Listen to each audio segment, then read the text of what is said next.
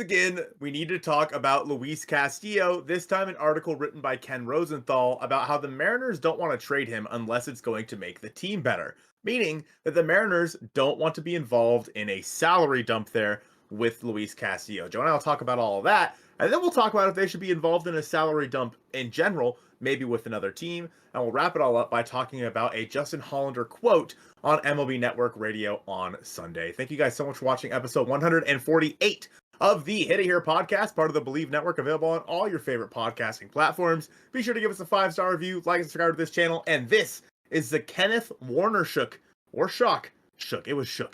episode of the podcast, and I am here, as always, with my dear friend Joe. Joe, we had a great live stream last night, great charity live stream. Let's talk a little bit about that. See us give us, and then of course Jake raised the trident. Jake kind of got the ball rolling, and then asked us to help facilitate it with him, and we had a great time doing it was like a 4.5, almost 5-hour live stream last night, getting a bunch of Mariners creators together, raising some money for a good cause. The donation link will be in the description down below. The charity link is still active through the end of the year. Yes, it will extend beyond Christmas. It's just going to the end of the year. The Toys for Kids charity does not just only do things for Christmas related situations. They do more than just that. So if you're like, oh, I'm going to donate money after whatever, they still will. It will go to a good cause, and that's what matters. So far, we've raised just a little bit over $2,000, which is very, very exciting. Very happy that so many people came together and so many people were able to, one, be so gracious with their time and donations. Yes. And shout out to Sonny Spearman, who donated $100 today, even though it was well after the live stream. Shout out to Sonny for going in and finding that link. Appreciate that $100 donation to charity. Yes, and the link is WA Gives. That's DA. Christ. And the link is WAGives, WAGives.org/story/RTT Mojo. So I'll put that on the screen. It'll be in the description.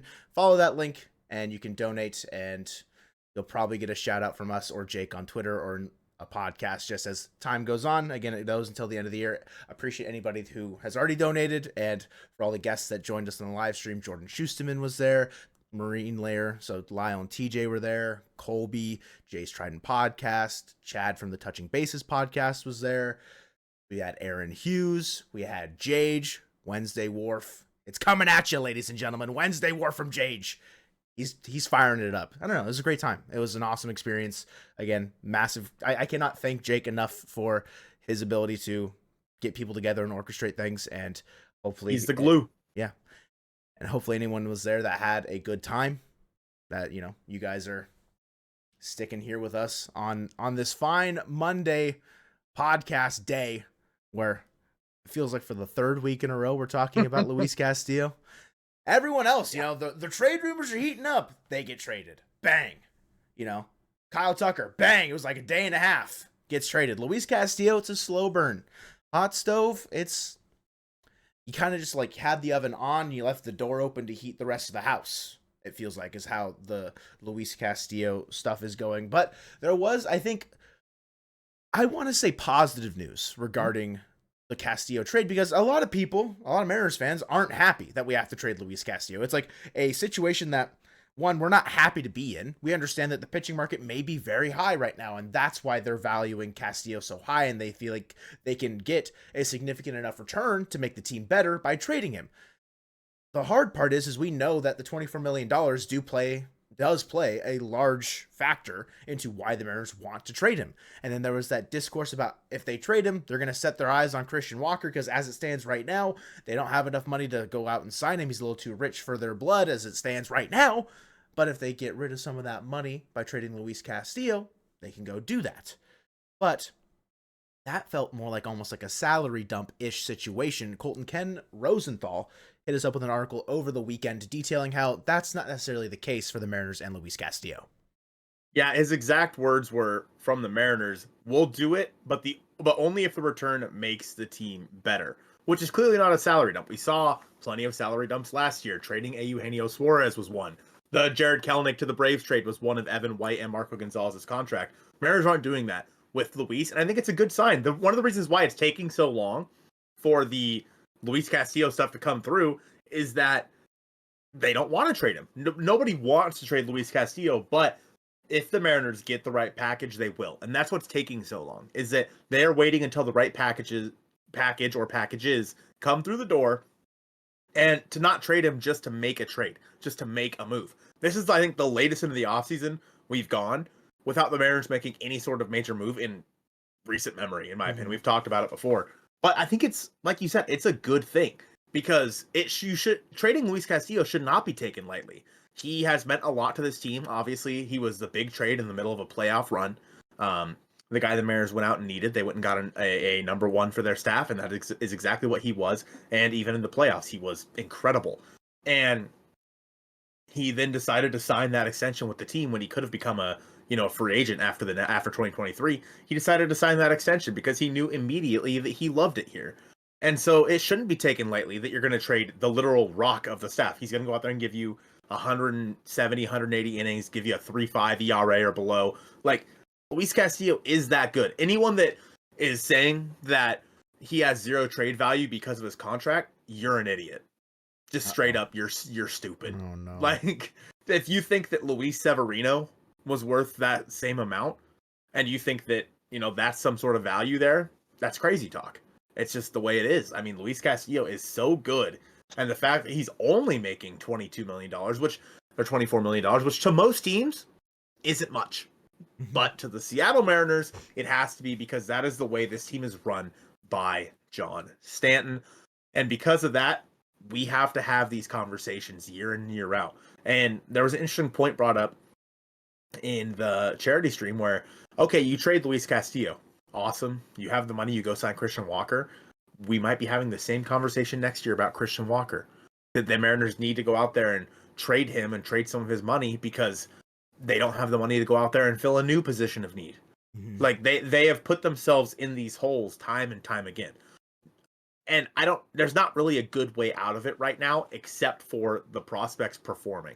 The problem is the Mariners' window of contention is now, and that is why we have to talk about trading Luis Castillo in the first place and breaking up the best starting rotation we've ever seen for this organization.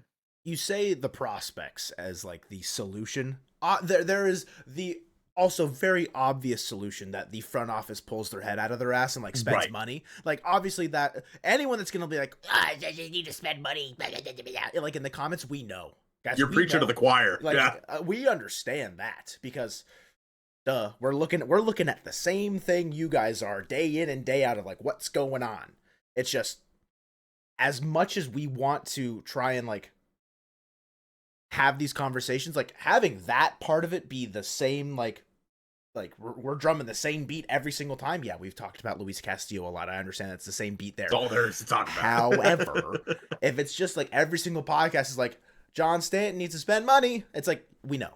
And as unfortunate as it is that we can't really like have that actionable change, and we can't just, as fans and as, creators, be like, hey, just go sign Christian Walker for the $20 million as it stands right now and watch the team get better. As, yeah, you're putting a little bit more money and effort into the product going onto the field. They might win more games, and you might get a better return on your investment from the fans coming to the park. And also, just if you make the playoffs, you're going to make more money that way as well. We know. And it sucks, as Colton has outlined numerous times, that we're sitting here having to talk about breaking up the best starting rotation in probably all of Major League Baseball.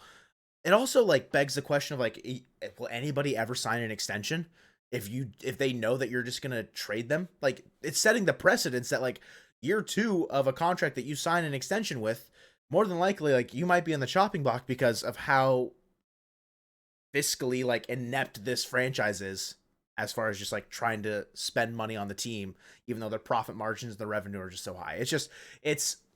Like we hate having to talk about it. Truthfully, like I wish the easy conversations be, wow, guys, Mariners have money that feel like they can spend. They should spend it. Let's go sign these guys, because that's a lot more fun. Just trying to figure out like who fits the best, what is better for, like, if it's Santander, if it's Christian Walker.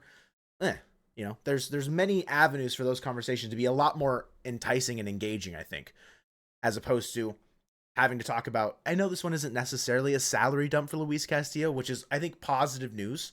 It's just, in its own right, like, yeah, you're moving money because, well, frankly, they don't feel like they have enough to spend. But Colton, there's another player, or maybe two, that are making a decent amount of money on this team that are pretty much useless or were pretty much useless in 2024 that don't inspire a lot of confidence in 2025, even though Justin Hollander has kind of said, like, hey, we're kind of hoping these guys do bounce back a little bit and make their money's worth, make their money a little bit more worth it in 2025. And that is obviously the Mitches, Mitch Haniger and Mitch Garver. Mitch Haniger making 17 million, Mitch Garver making 12 and a half or however much it is. Those are the two guys that if you're a Mariners fan, you're looking to salary dump onto another team. Realistically, similar to the Eugenio Suarez trade, similar to the Marco Gonzalez, Evan White, Jared Kelenic trade. Yeah, those trades aren't fun, but if you know that you're salary dumping to then go spend money on a hopeful free agent or go acquire someone in a trade that could hopefully impact your team for the better, that is where those two players, I think, have a lot more, I don't want to say value, because there's a negative value there because you're going to have to load up on prospects for a team to take them.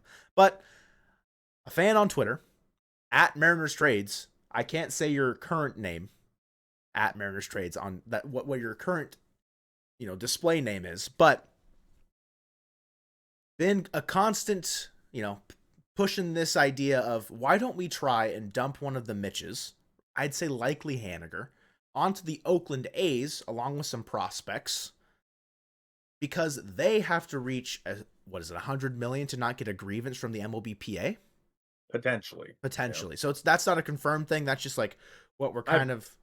I Bleav so. I haven't really looked into it too much. I could be way off base, but I Bleav that is the case. Yeah, this grievance is coming because they're spending less than $100 million. Got it. And an easy way to do that is just adding $17 million to your payroll, courtesy of Mitch Haniger, who, hey, he's a Bay Area guy. He went and signed with the Giants. Every time they were playing in Oakland and Mitch was playing, had a bunch of fans wearing Mitch Haniger jerseys around. So going to the A's, I don't think it'd be like the worst thing for Mitch Haniger as far as like locations are concerned. Like we've talked about dumping him on the Rockies and like maybe even the White Sox. And well, those are, I think, worse than what the A's are doing because I mean they're making a little, some sneaky moves. Obviously they signed Luis Severino. They traded for Jeffrey Springs. Like if they're gonna have to pay a little bit of money and like kind of like I don't want to say field a quote unquote competitive team just based on how much money they're gonna have to spend compared to years past, like the A's, I mean, I feel like they have a better chance to finish. They have a better chance to finish fourth than the Angels do, in my opinion. Even as the roster stand right now, I mean, I think they did last year as well. But if you can find a package, and again, getting something back from the A's, it's going to be nothing. Like it'll be a reliever that you're taking a flyer on, or a starting pitcher that doesn't have any sort of value anymore. That's just like a depth piece from the A's. Like there's really not a person on the A's that I think like they'd be willing to give up that has like a lot of value. If you're just trading them, say like Mitch Haniger and then like two top 20 prospects, maybe one in the top 10, one in the top 20, and you go from there. I mean, that might be too rich, but it just depends on what you're getting back. Colton, are you interested in salary dumping Mitch Haniger to the Oakland A's? No, unless it is dumping Mitch by himself, no prospects attached, and you get basically like a low A, like a 21-year-old, 22-year-old in low A that has a good arm, but has some injury risk. But like, no, I'm not interested in trading any of our prospects right now to get rid of Mitch Haniger. A good team would just cut him. A good baseball team would just cut their losses, eat the $17 million, and be done with it. That's what normal franchises do. Unfortunately, because the Mariners are who they are, we don't have that opportunity. And so I am not interested one bit in trading a single prospect in a Mitch deal.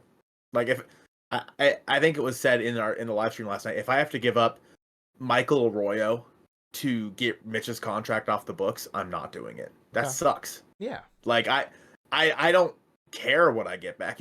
I think back to the Geno trade. You got Carlos Vargas, who maybe could be something, but and then Sebi Zavala for Geno. Geno was a much more valuable player than Mitch. Oh yeah. Like more valuable position, just a better player all around. Obviously, Gold Glove defense over at third base.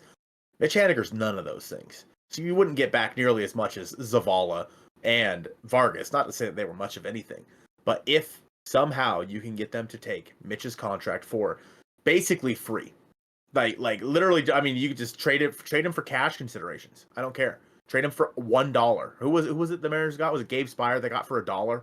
Wasn't it? From I thought Dallas Keuchel got claimed by like the Brewers from the Mariners It's for true. $1. He did. Yeah, do that.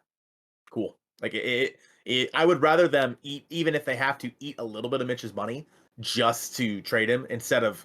I don't think in that scenario you'd have to, because again the Athletics are trying to spend more money. Yeah. I would rather them eat a little bit of his money and send him to the Athletics than to trade a prospect with them. I have no desire to trade any of the prospects in a deal like that. Even if it does say, I mean, you're clearing 17 million, that allows you to be a little bit more flexible with trades, maybe more flexible within the free agency market. It's just not worth it to you. That you just like at that point they just need to like suck it up, cut him, and then cut their losses. Mm-hmm. Yep, that's the way I look at it. I mean, Okay. I don't see a realm of possibility where it makes sense to trade Mitch Haniger and then trade some of your farm system, especially like what we were talking about there, like maybe a top 15, top 20. Like, no, I'm not doing that. Like, Even I with just the comp pick and the 3rd overall pick, nope, don't care. don't care. No, because Interesting. you could use those prospects so much in a much more valuable trade. You could Okay. use those prospects to go get somebody who maybe isn't making a bunch of money. You know what I mean? That's the way I look at it. I mean, maybe everyone else views it differently, but I am not willing to trade prospects with Mitch Haniger. Nope. You either eat his money and get rid of him, or you send him somewhere for $1 and call it a day. I think the thing that I'm struggling with is no team's going to do that. The only team that literally might is the A's, just on the idea of like that grievance coming in, if it does happen, but they're going to want something. Like you're not like those trades don't happen. And if you're the Mariners, like if you're the thing that's hard, the Mariners aren't going to cut him for nothing. I don't think. Like that's just not going to happen. And that being like the hill that you're dying on, I mean, just like rightfully so. Like that's how you feel. That's how you feel the organization should run, because like it's circling back to the previous point of like it sucks that that's what they have to do, or like that they don't like that we feel like that they should do that and they just won't, and like we're just sitting here with like dealing with the repercussions of the actions of the team that we just chose to support or we were born into because where we grew up. Right? Like we could be born in Philly listening to Dave Dombrowski talk about Alec Boehm for Mason Miller, but instead we're like, hey, could you guys potentially take Luis Castillo, a solid number 2 in most rotations around baseball, for like stuff that might not make us all that much? Like it's painfully obvious what the like right avenue is, and it's just the ownership just needs to like have something click in their brain for once. But we know that's not the case. And so I don't know if I'm enabling. Am I an enabler if I'm okay with trading Michael Arroyo with Mitch Haniger to the A's for like I looked at their roster resource page. A second baseman who's 21.8 years old. So he'll be 22. He was an A last year. BJ Cook. He's Australian. Thoughts on getting an Aussie on the team? I mean, Ryan Rowland-Smith would be thrilled. Yeah, right? I feel like that could be just some good vibes. He was a 2022 amateur free agent from Australia. He hit 185 in single A last year at 21 years old. He'll be in the booth by June talking to Ryan Rowland-Smith and everything will be fine. Yeah, no I don't disrespect know, man. to BJ Cook, by the way. No disrespect. Right. However, I mean, a lot better than we ever were. Yeah. Yeah, I mean, it's, I don't think there's a wrong opinion. Like, I don't think either of our opinions are inherently wrong. I think that's fine. Mm-hmm. I just, with where this team is right now, trading prospects in a nothing deal just seems bad. Like, with where this team is, with what they need when they need a second baseman. Cool. Well, you got some coming up through the pipeline. There have been talks also about trading Cole Young, though. It's like, okay, cool. Like, we need a great second baseman for a long time, something sustainable. And now we're talking about trading this guy for whatever. You better be getting back something in return that's going to be of equal or greater value. Yeah. Like, and in that deal of trading Mitch Haniger, sure, you're getting money, but I personally don't have any faith in how this organization is going to spend it. Mm-hmm. I don't have any faith that this organization is going to say, ooh, we saved $17 million on Mitch Haniger. Let's use it to go out and get a free agent. No faith. Yeah, like the way that they have kind of targeted talent in the free agent pool has not panned out. Right. Okay. Yeah. I mean, Yeah. yeah, they haven't signed a good free agent, like, hitter in years. Like, I guess Victor Robles, you could say, but like that was just a shot in the dark and it worked Yeah, like for once. they unlocked something there. Yeah. Like the overwhelming majority of the signings they've made have sucked. Like you think again of Jorge Polanco, Frazier, of Colton Wong. Colton Wong's a trade, so was Frazier, but so was yeah, Polanco. right. You know, you think of all the free agent signings they've made, like AJ Pollock. There we go. Tommy Huge. LaStella. Like The really, thing is, that's there's no good names because the only one that's I think worthy of conversation as far as like free agent is concerned is Mitch Garver, and it was 1 year, the worst year possible. Like I think you can point to their major league position player like focus through trades and free agency have not been sharp. Like right. they've drafted and developed exceptionally well. The pitching development has gone really well. The hitting development hasn't come yet because the wave of those picks, they're about to be ready. So we just haven't really seen it come to fruition. It's just the pitching is now on a time clock because of just how service time works. And you're not willing to augment that while that's happening. Like when these the hitter waves come up, do we trust their ability to go out and sign free agent pitchers with the money that they do feel like they have in the years coming to replace Castillo when he's gone, if he's still on the team by that time, or Logan Gilbert if they happen to trade him for prospects or bats in a year and a half's time? Like however that works, do I feel more confident in that? Only on the fact of where we play baseball. T-Mobile Park is a pitcher's paradise. The lowest run park value in Park Run? Is it? Sure. Park Run Factor Park? The baseball savant stat that I feel like I'm like having a stroke over. Park Run value factor doesn't matter. Everyone knows T-Mobile Park, no one can hit there, and the pitchers thrive. I mean, you look at the Mariners pitchers' home and road splits. They're not super great for trying to trade those guys. I'll admit. Castillo's road splits aren't fantastic, but if they can go out there and sign free agents and be like, hey, see what they do every single year when you guys pitch in T-Mobile, yeah, that's pretty good. I mean, they signed Robbie Ray. They got an extension done with Luis Castillo. Like, there's obviously interest there. It's just they don't have room in the rotation right now. So, like, when it's time for the hitter wave to come through and say they do hit on a couple of them, I don't think they're going to hit on all of them. But, like, and the same thing can be said with the pitchers. It's just I think you have less spots to fill in a rotation compared to a starting lineup. But, like, you know, Hancock could be considered a miss. Taylor Dollard would be considered a miss so far. Obviously, Hancock maybe first son of the seed next year. I don't know. Doesn't matter.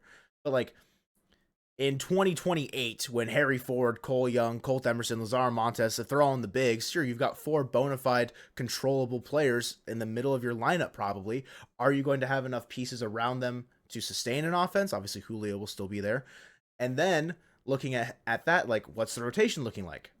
Are you going to have prospects that are going to be able to fill that out? Or are you going to have to sign free agents to figure that out as well? It's just the salary dumping conversation, until ownership changes their mind on how much money they want to spend, is going to be a conversation I think we will have for a long, long time. I agree with that. I think that you made a really good point there. Like, it's a lot easier for the Mariners to attract pitching for obvious reasons. Like, we don't need to explain to you why it's easier. The Mariners, the hitters come here and they suck. The pitchers come here and they usually do pretty well.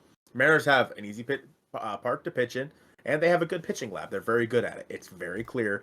And when it comes to, you know, their track record with hitters, like I said, I'm not confident in their ability to go out there and find someone because they haven't proven it yet. Mm-hmm. And Victor Robles is a step in the right direction, and Victor Robles, hopefully, it seems like, kind of opened their eyes, and that could be another reason why it's taking them a little bit longer this offseason. They probably, maybe before this year, they thought, okay, we're going to target X, Y, and Z in the 2024-25 offseason, and then after the whole Robles thing, and they came out and said they're gonna change the way they evaluate hitters and the way they look at some things because it just hasn't been working. Mm-hmm. Maybe that's one of the reasons why they're changing the way they're looking at free agents and trades this offseason. That's what's taking so long. There's could be a million different reasons. We'll never know the right answer, but I think that it is something that is worth talking about. Now, Justin Hollander went on MLB Network and said something a little bit more about what's taking them so long. He said, "We usually don't lack for activity. There just hasn't been the right set of circumstances yet to allow us to add, but I'm confident we'll get there." There's a lot to unpack there in such a few amount of words. Mm-hmm. The right set of circumstances have not popped up yet. So in terms of what it could have been with trading for Nico Hoerner, obviously that trade's dead now. The Cubs probably have no interest in trading Hoerner, which is why they went and are now going after Luzardo. But he's right. Normally at this point, they have made a couple of signings, a couple of trades, what have you, and the team starts to take shape. As we sit here on December 15th, the team is not taking shape. The biggest move they've made is getting Austin Shenton, who may be a backup to the backup at third base.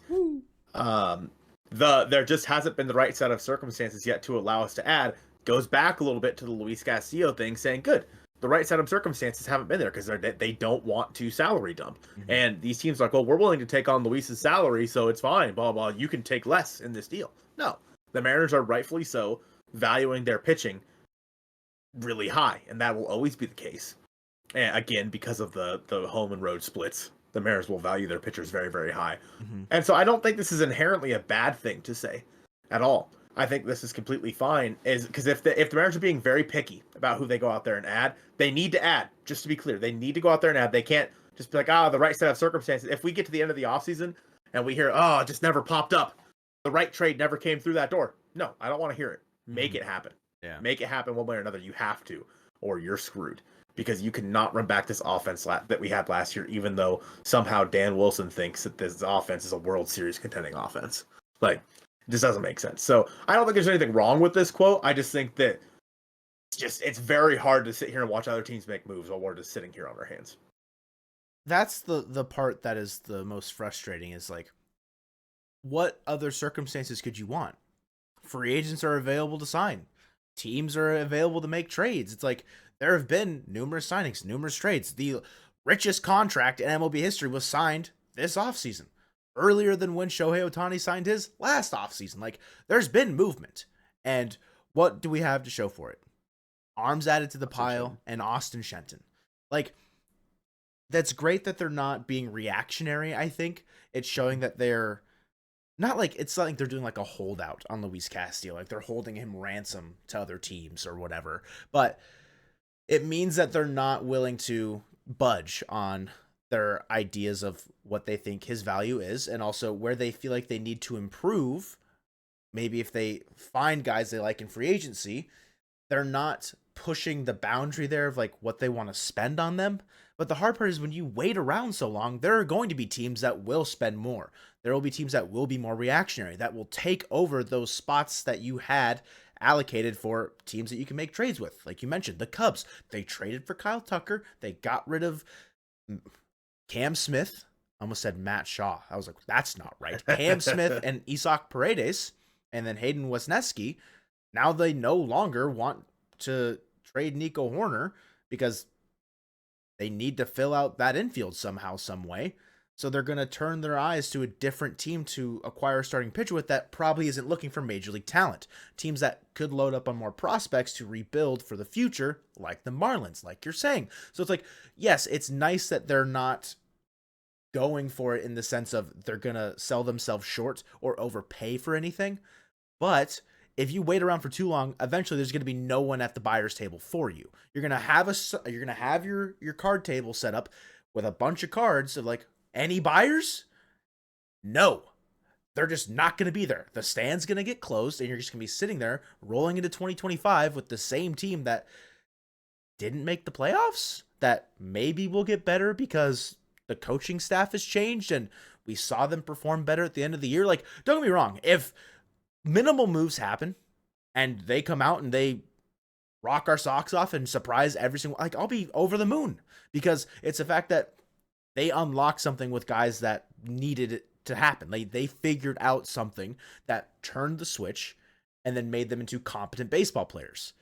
2024, the team was filled with, I don't want to say more incompetent than competent, but like on the offensive side, it was pretty incompetent for the large part of the year. And they've talked about like the philosophy changes with hitting, and like they were just like, basically like paralyzed. It sounded like they were like overstimulated with the information that Brant Brown and Jared DeHart were supplying them with.